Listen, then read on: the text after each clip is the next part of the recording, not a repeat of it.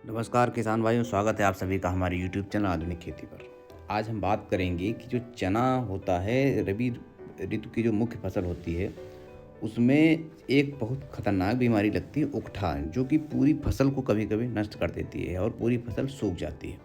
तो चने में उकठा बीमारी के क्या-क्या कारण हो सकते हैं और जो चने में उकठा बीमारी लगती है, इसकी पहचान के लक्षण क्या हैं और इसके उपचार क्या-क्या हो सकते हैं, उस पर आज हम बात करेंगे। तो सबसे पहले बात करेंगे कि चने में जो उकठा बीमारी लगती है, तो उसके लक्षण क्या होते हैं, कैसे पहचाना जाए कि इसमें उकठा ही लगा है। तो उकठा 2 दशाओं में लगता है। एक तो जब फसल के पौधे नए अंकुरित होते हैं, करीब 25 से 30 दिन बाद दिखता है, और दूसरा जब फूल आने लगते हैं तब। तो शुरुआती दशा में जब दिखता है, जब एकदम नर्सरी की अवस्था में होती है फसल, तो वैसे में क्या होता है कि छोटे-छोटे पौधे पीले दिखने लगते हैं, पत्तियों का हरा रंग उड़ जाता है और पौधे मुरझाने लगते हैं, और खेत में कहीं-कहीं बीच-बीच में पीले-पीले से पौधे दिखेंगे, जो कि धीरे-धीरे, धीरे-धीरे पूरे खेत के पौधे पीले हो जाते हैं, मुरझाने लगते हैं और वो सूख जाते हैं और पूरी फसल भी पीले रंग की सूखी हुई दिखाने लगती है। अब कैसे पता करें कि ये फसल उकठा के कारण ही सूखी है? तो जब हम एक पौधा उखाड़ेंगे और उसकी जड़ को बीच से चीरेंगे, देखेंगे कि बीच में भूरे या काले रंग की धारियाँ दिखेंगी। स्वस्थ पौधा सफ़ेद निकलेगा अंदर से, और जो खराब होगा वो अंदर से भूरा या काले रंग की धारियाँ लिए होगा, जैसा कि आप सामने देख भी पा रहे हैं। स्वस्थ पौधा और उकठा से ग्रसित पौधा, तो दोनों पौधे आप सामने देखकर आसानी से जो है अंदाज़ा लगा सकते हैं कि जो जड़ होगी उसमें काले रंग की धारियाँ बनी होंगी, जो इससे ग्रसित होगा उकठा से, और अंततः पूरी फसल आपको सूखी हुई सी दिखेगी।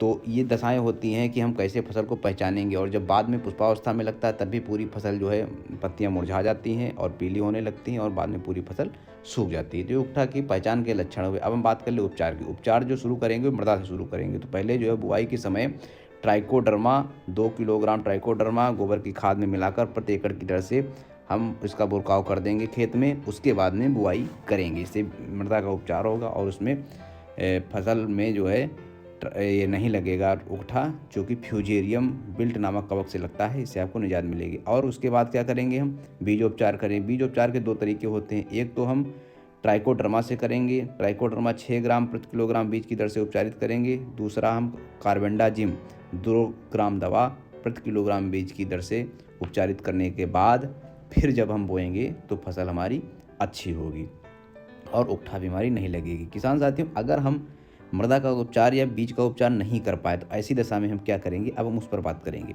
ऐसी दशा में हम क्या करेंगे कि जब हम पहली सिंचाई कर रहे होंगे तो मेन नाली के पास किसी एक जो दवा डालने वाली मशीन होती है, उसमें क्या करेंगे, दवा हम भर लेंगे घोर के। और चाहे ट्राइकोडर्मा हो, 2 किलोग्राम ट्राइकोडर्मा प्रति एकड़ की दर से, या फिर 2 ग्राम कार्बेंडाजिम प्रति लीटर पानी की दर से घोलकर एक छिड़काव करने वाली मशीन में भरकर, या फिर जो एक टोटी लगा हुआ कोई कैंपर हो, कैंपर मतलब कि जैसे गैलन टाइप का जो होता है जिसमें टोटी लगी होती है, जिससे हम लोग पानी पीते हैं, वो हो, या फिर दवा छिड़कने वाली मशीन हो, किसी एक चीज़ में घोलकर रख देंगे। अगर टोटी वाला वो होगा कैंपर, तो उसको हल्का सा खोल के एकदम मेन नाली के पास रख देंगे, और उसी में धीरे धीरे दवा गिरती रहेगी और हमारी सिंचाई होती रहेगी। सिंचाई का पानी पूरी खेत में जाएगा, उसी के साथ साथ में ये क्या रहेगा, पूरे खेत में दवा भी पहुंच जाएगी।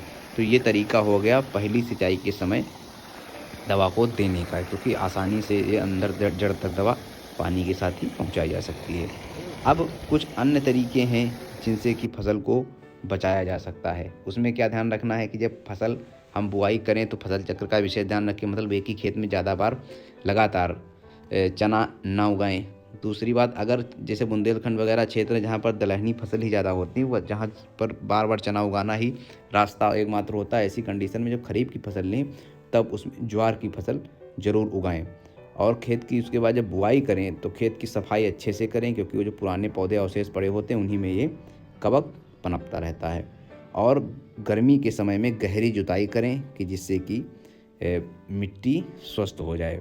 ये सब बातें ध्यान रखने वाली हैं जिनसे आपकी फसल स्वस्थ रहेगी और उत्पादन अच्छा होगा। इनके साथ साथ में कुछ अन्य बातें भी ध्यान रखनी है जो कि उकठा बीमारी से बचाएंगी।